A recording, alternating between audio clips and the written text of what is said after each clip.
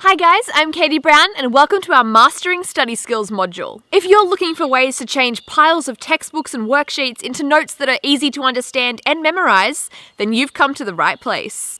And that means helping you develop a flexible skill set that will help you not only in your ATAR year, but with future successes in university and the rest of your life. So the aim of this module is pretty simple. We're going to help you diversify your study skills whilst also playing to your strengths.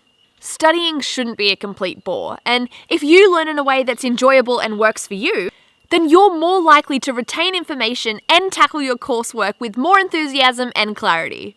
So the key point here is that we all learn differently, and there's no one specific method that can get you that dream ATAR. Understanding this won't only help with your studying, but also your overall success in your final years of high school. In part 2 of this module, we'll help you identify what type of learner you are. This is critical, as trying to adopt study habits that don't gel with your learning preferences won't really help you when you're trying to learn and retain content.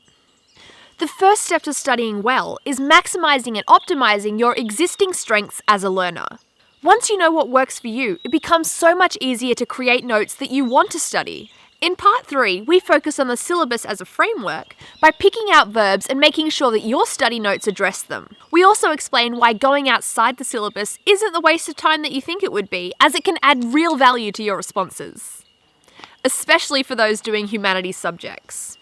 And once you've got the framework set up, in part 4, we get down to making your notes and tailoring them towards your learning style. That way, you'll want to revise your notes, or at least not be put off by the note-taking process. Finally, in the last part of this module, we look at revision skills. There are so many ways to revise, including the age-old way of reading and rereading your notes over and over in the hope that they'll be burned into the back of your eyelids. To be fair though, that may not sound very appealing to you, so we'll explore some alternative methods for you to try out. So without further ado, let's get stuck in and I'll see you in the next video.